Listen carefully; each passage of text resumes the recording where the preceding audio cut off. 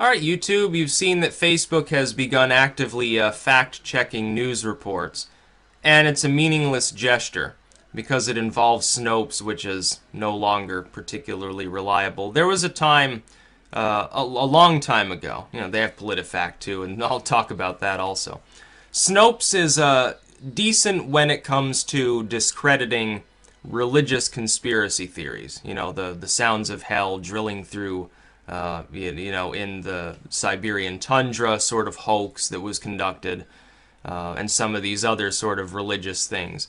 As far as politics goes, though, do you not think that independent fact-checkers, supposedly independent, have their own political leanings? Of course they do. So what's the point of using fact-checkers for anything that involves politics? It just doesn't make any sense. Snopes, sometimes, is wrong. PolitiFact is wrong as well. Now, PolitiFact, I said this, I think, about a year ago during the election. PolitiFact doesn't generally lie directly. What they do is they lie by omission. That is, let's say there are two candidates. Let's simplify this a little bit and take out like third-party independent runs and, legislatures and stuff. Let's say there are two people running for the presidency. One's a Democrat, one's a Republican. Let's say that they both make 100 potentially checkable statements that are about equal in their overall significance as far as their platform and their campaign goes. Now, let's say that both of these individuals have said 50 things that are true and 50 things that are false. Inarguably, those two individuals are telling that they're both liars half the time, let's face it. But they're also telling the truth half the time. They get a 50-50 shot of anything that they say being factual. Now, let's say PolitiFact likes one of these people more than the other. What are they going to do? They're not going to fact-check all 100 statements. They don't have the time or the inclination. They'll check 40 statements from each of them. And the person they like, most of those 40, will simply be the cherry-picked statements that were true. The person they don't like, they'll cherry-pick through and judge mostly the objectively false statements.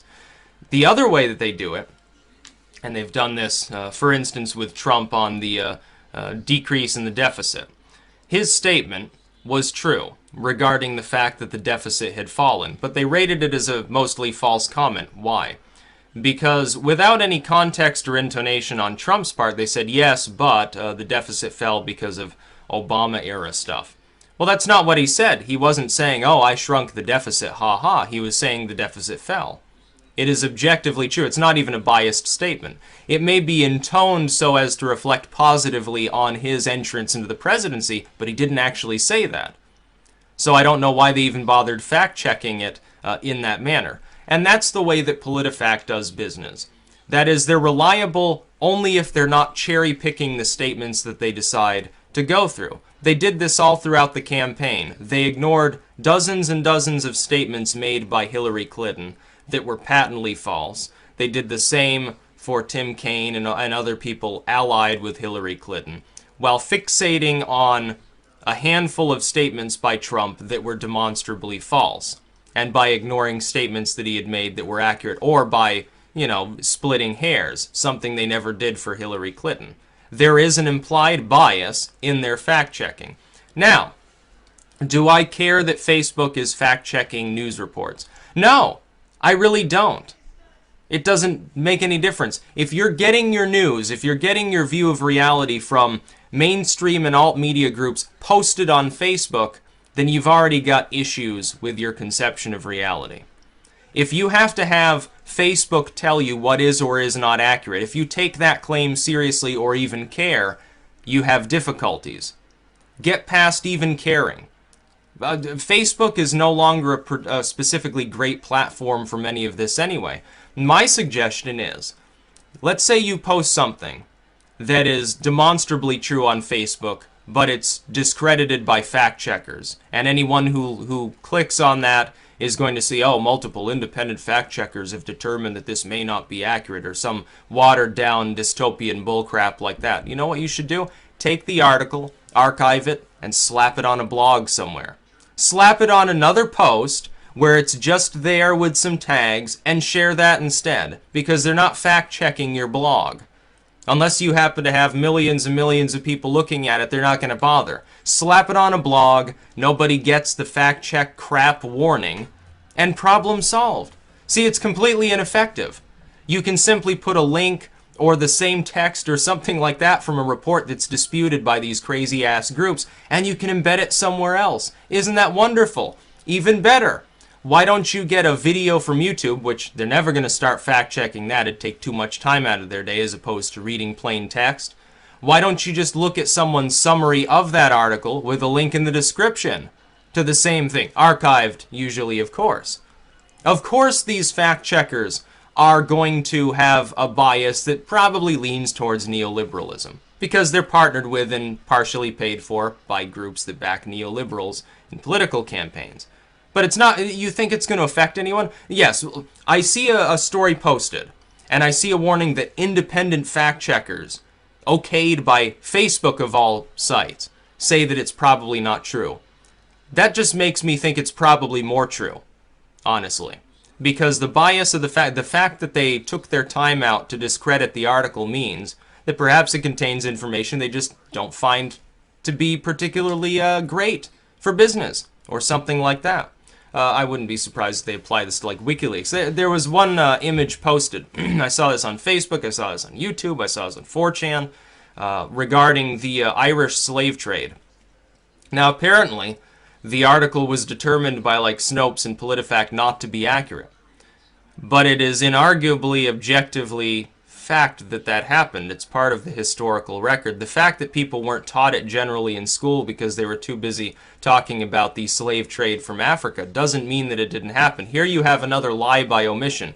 The idea is it's like an information hole, and people didn't learn about it from an academic institution. And so now the media feels empowered to pretend that it didn't exist. Because people didn't generally talk about it much, it never happened, or they split hairs and they say, yeah, but they weren't really slaves. They were just indentured servants who were worked to death, often for little or no pay, who got constantly raped. A lot of them died on coffin ships even coming here. They were continuously abused and scammed the entire time. Many of them were just outright killed, and there was no legal recourse. But that's not actually slavery, because it wasn't codified by an amendment or something like that. That's the splitting of hairs that they'll do. But it's not going to be effective. You think anyone's going to take this seriously? The same people that take it seriously will be the same people that already wouldn't take those articles seriously. It's not part of some great battle over what people believe in. It's Facebook's way of covering its ass to deal with European censorship laws. I doubt Mark Zuckerberg, even though he is a lefty, even though he is a Clintonian neoliberal, I doubt he even fucking cares. He probably didn't want to institute this because he knew that it would cause people to complain and then maybe close their Facebook accounts.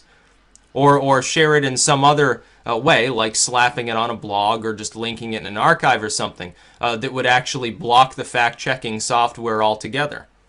That's probably he wanted to avoid it, but then he saw that he was going to have to deal with the legalese of the European Union and the Merkelites who said, you need to crack down on the fake news because otherwise we're going to sue you for, you're not even a European firm, but somehow we're going to drag you through our legal system, make you answer for crimes against, the German people or something. And it always seems to be fucking Merkel and her people doing this. Merkel or the Swedes and sometimes the French. They're always the ones that are responsible for this. I don't know what they're thinking. If I were Zuckerberg, I'd tell him, okay, you don't need to have Facebook in your country. I'm just going to block every range in your country. And then we'll see how your population reacts when it can't log in to talk to all their other European buddies who don't care about this issue. You can go a month without it and then see if people complain. By the way, I'm going to talk to the CEO of Twitter, get them to lock you out too, and YouTube. That's what I would do. I'd say, yeah, we're going to have a little bit of a big to-do with the European Union. And pretty soon people like Merkel would shut the fuck up about wanting to censor links on Facebook or something like that. It's just stupid. It's not going to do anything. Oh, multiple independent fact checkers. Who cares? Like they're actually independent. Like there's any guarantee that it was even really checked or that they just didn't slap it with a warning because it happened to come from a site that they don't like. Because they have ties to actual corporate media firms. So naturally, they're not going to label something from a firm that they like as being disputed, they're only going to do that if they just won't check it at all. They'll only do it for other competing sites. Good luck, though. He's not even addressing the fundamental issue here.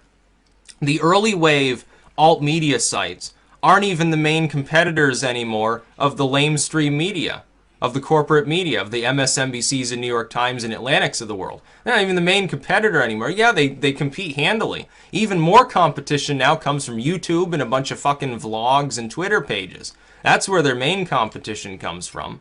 Their main competition has nothing to do with even being a corporate media entity, not even a business. Some person with a webcam, or they're doing a podcast, on some site. They use Spreaker or something like that. That's where their competitors really are. People prefer the interactive video format to the semi-interactive old-style news format, I think, at this point. This is sort of how people get their news on a regular basis now. It's not they're not getting it for, if they want comments, if they want a interactive text only, they'll use Twitter or something like that. I don't know what they're thinking. I think Zuckerberg did this against his will. I think he just didn't want to deal with the European Union's legalistic, bureaucratic nightmare bullshit.